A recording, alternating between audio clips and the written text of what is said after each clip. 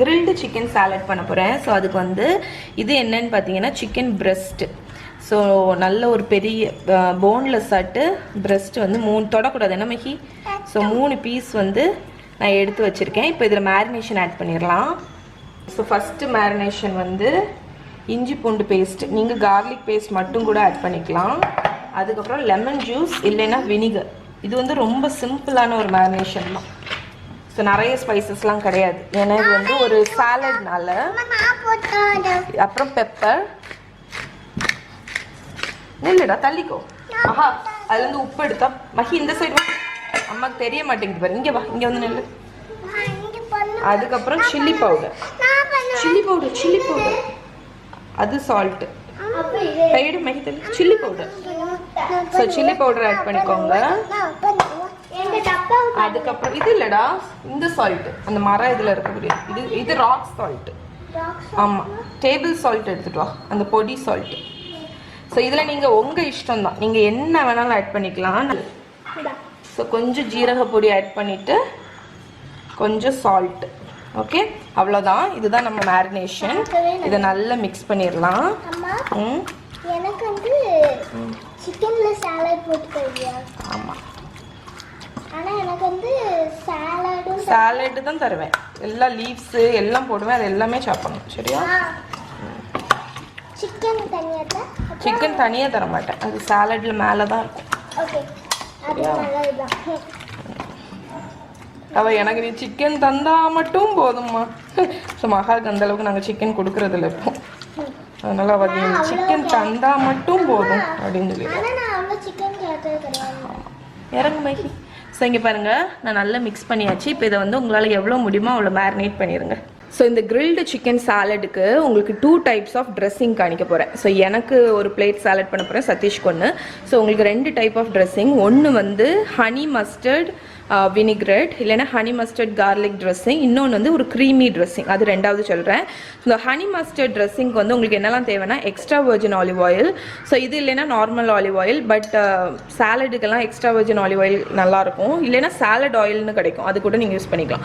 அப்புறம் ஹனி, அதுக்கப்புறம் வந்து லெமன் ஜூஸ் ஊற்றிக்கலாம், இல்லைன்னா ஏதாவது ஒரு வினிகர். என்கிட்ட வந்து இந்த ரெட் வைன் வினிகர் இருக்குது. ஓகே, ஸோ நான் அதை யூஸ் பண்ணுறேன். அதுக்கப்புறம் பெப்பர், இது வந்து மஸ்டர்ட் சாஸு, சால்ட்டு, கார்லிக், இவ்வளோதான். ஸோ இப்போ எப்படி பண்ணுறதுன்னு பார்த்துடலாம். ஸோ இந்த ட்ரெஸ்ஸிங் பண்ணுறது வந்து ரொம்ப ஈஸி. ஃபஸ்ட்டு வந்து உங்களுக்கு ஏதாவது ஒரு ஜக்கு மாதிரி ஒன்று எடுத்துக்கோங்க. ஓகே, ஸோ ஃபஸ்ட்டு இந்த கார்லிக் எல்லாம் உரிச்சிடலாம்.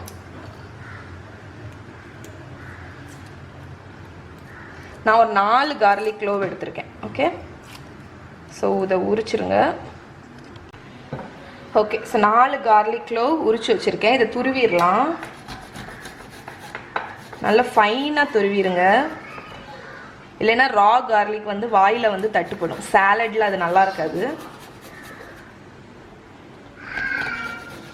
நீங்கள் கார்லிக் வந்து உங்களுக்கு ரொம்ப அந்த ஃப்ளேவர் பிடிக்காது அப்படின்னா நீங்கள் வந்து குறைச்சிக்கலாம். ஓகே, நான் வந்து 4 எடுத்தேன், ஆனால் 3 போதும்னு நினைக்கிறேன். ஸோ கார்லிக் வச்சாச்சு இதில். ஸோ இப்போ வந்து மஸ்டர்ட் சாஸ் ஊற்றிடலாம். அதுக்கப்புறம் ஹனி. ஸோ இந்த ஹனி கூட வந்து மஸ்டர்ட் சேரும்போது நல்ல ஒரு ஸ்வீட்னஸ் கொடுக்கும். ஸோ ஒரு 1 டேபிள் ஸ்பூன் மஸ்டர்ட் சாஸ். நான் இந்த இன்க்ரீடியன்ட் மெஷர்மெண்ட் எல்லாமே நான் உங்களுக்கு கீழே டிஸ்கிரிப்ஷனில் கொடுக்குறேன். அதுக்கப்புறம் வினிகர் இல்லைன்னா lemon juice, salt. So mustard சாஸில் சால்ட் இருக்கும், அதனால் பார்த்து போடுங்க. பெப்பர். ஸோ நீங்கள் டயட் இருக்கிறீங்கன்னு வைங்களேன், இந்த சாலட் வந்து ரொம்ப நல்லாயிருக்கும். ஸோ நல்லா மிக்ஸ் பண்ணிவிட்டு இப்போ ஆலிவ் ஆயிலை ஊற்றி நல்லா விஸ்க் பண்ண போகிறோம். மெல்ல ஊற்றி ட்ரிசில் பண்ணி விஸ்க் பண்ணணும், அப்போ தான் அந்த எமல்ஷன்னு சொல்கிறது நடக்கும். ஸோ ஒரு மாதிரி ஆயிலும் அந்த வினிகரும் சேர்ந்து க்ரீமியாகும்.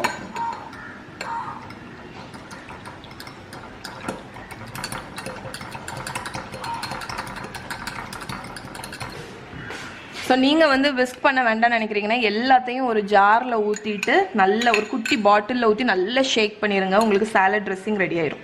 ஸோ இங்கே பாருங்கள், இது நீங்கள் ஏர்லியாகவே கொஞ்சம் நிறைய பேட்சாக செஞ்சு ஃப்ரிட்ஜில் கூட நீங்கள் ஒரு பாட்டிலில் வச்சு ஸ்டோர் பண்ணிக்கலாம். 1 வீக் வரைக்கும் நல்லாயிருக்கும். உங்களுக்கு எப்போல்லாம் தேவையோ ஜஸ்ட் எடுத்து ட்ரிசில் பண்ணிடலாம். ஸோ நம்மளோட ஃபர்ஸ்ட் ட்ரெஸ்ஸிங் ரெடி ஆயிடுச்சு. இப்போ செகண்ட் ட்ரெஸ்ஸிங் காணிக்கிறேன்.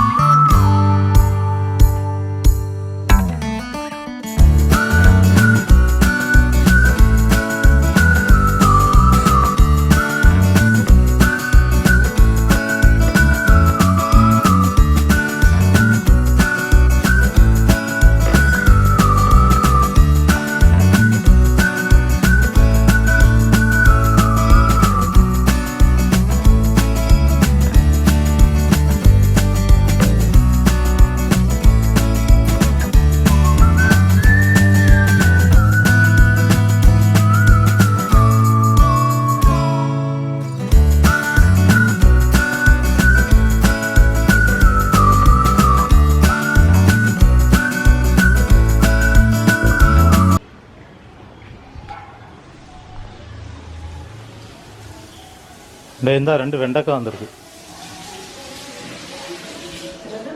வெண்டைக்காய் ஆமாம், நான் பறக்கணும்னு இருந்தேன். இருட்டாயிட்டு. ஸோ இங்கே பாருங்கள், கார்டன்லேருந்து வந்த பேபி ஸ்பினச், லெட்யூஸு, அதுக்கப்புறம் வெண்டைக்காவும் காய்ச்சிருக்குன்னு பறிச்சிட்டு வந்தாங்க. ஸோ எனக்கு வந்து இது வந்து என்ன சொல்கிறது, ஒரு ட்ரீம் மாதிரி இருந்துச்சு. நம்ம தோட்டத்தில் வந்து நமக்கு வீட்டுக்கு தேவையான திங்ஸ் எல்லாம், காய்கறி வந்து நம்ம தான் அதாவது ஏதாவது வேணும் அப்படின்னா தோட்டத்துலேருந்து டக்குன்னு பறிச்சிட்டு வர்றது மாதிரி.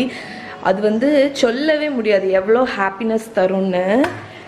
ஸோ இந்த பேபி ஸ்பினச் வந்து நான் வந்து சாலட்ஸ்க்கு வேண்டி தான் வச்சேன் மெயினாட்டு.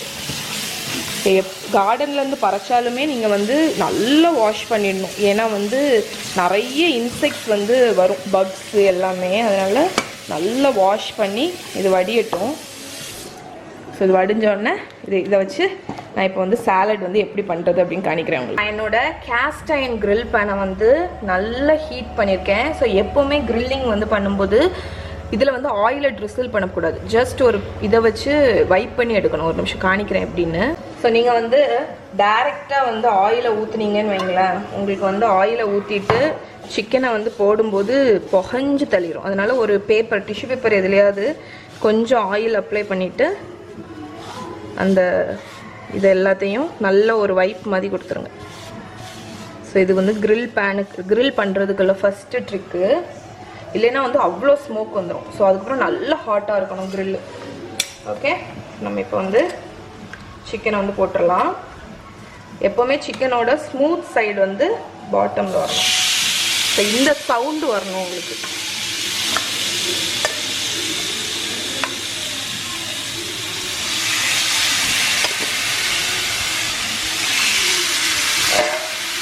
ஸோ ஹை ஹீட்டில் வச்சு ஒரு சைடு 5 நிமிஷம் grill பண்ணுங்கள். 5 நிமிஷம் grill ஆனோடனே தான் நம்ம திருப்பி போட்டு அடுத்த சைட் குக் பண்ண போகிறோம். ஓகே, ஸோ நம்ம இப்போ ஃப்ளிப் பண்ண வேண்டிய நேரம் வந்துடுச்சு. 5 minutes அண்டர் சைட் குக் ஆகிருக்கு. ஸோ grill வந்து பர்ஃபெக்டாக குக் ஆகிருக்குங்கிறது வந்து இப்படி எடுத்தோடனே அது ரிலீஸ் ஆகும். குக் பண்ணுற முன்னாடி திருப்ப ட்ரை பண்ணிங்கன்னா ரிலீஸ் ஆகாது உங்களுக்கு. ஸோ சிக்கன் வந்து இப்படி எடுத்தோடனே அப்படியே ரிலீஸ் ஆகும். ஸோ அந்த லைன் மார்க்ஸ் பாருங்கள். ஸோ இப்போ வந்து அந்த சைடும் ஒரு 5 நிமிஷம் குக் ஆகட்டும். ஆனால் லோ ஃப்ளேமில் வச்சுட்டு குக் பண்ண போகிறேன். ரெடி ஆகிட்டே இருக்குடி செல்லம். Grilled chicken salad. இங்கே பேரு மகா, இது நம்ம தோட்டத்தில் வந்த லெட்யூஸ். நல்லாக்கா செஞ்சு தரேன்னா. ஸோ நம்மளோட சிக்கன் வந்து டோட்டலாக வந்து ஒரு 10-12 minutes குக் ஆகிருக்கு. நான் 2 சைடும் திருப்பி போட்டு குக் பண்ணிட்டேன். நான் ஒரு தப்பு பண்ணிட்டேன். ஸோ அந்த சிக்கனை லைட்டாக ஃப்ளாட் பண்ணியிருந்தேன்னு வைங்களேன், டக்குன்னு குக் ஆகிருக்கும். அதனால் நீங்கள் வந்து லைட்டாக ஒரு பேஷர் மாதிரி வச்சு ஏதாவது ஃப்ளாட் பண்ணிங்கன்னா சிக்கன் பிரஸ்ட் ஈஸியாக குக் ஆயிரும். ஸோ இப்போ இது கம்ப்ளீட்டாக குக் ஆயிடுச்சு. இதை எடுத்து ஒரு பிளேட்டில் வச்சிடலாம். ஓகே, ஸோ இங்கே பாருங்கள், சிக்கனை நான் எடுத்து ஒரு பிளேட்டில் வச்சிடுறேன். வச்சுட்டு ஒரு 5 minutes ரெஸ்ட் அப்படியே விட்டுரும்.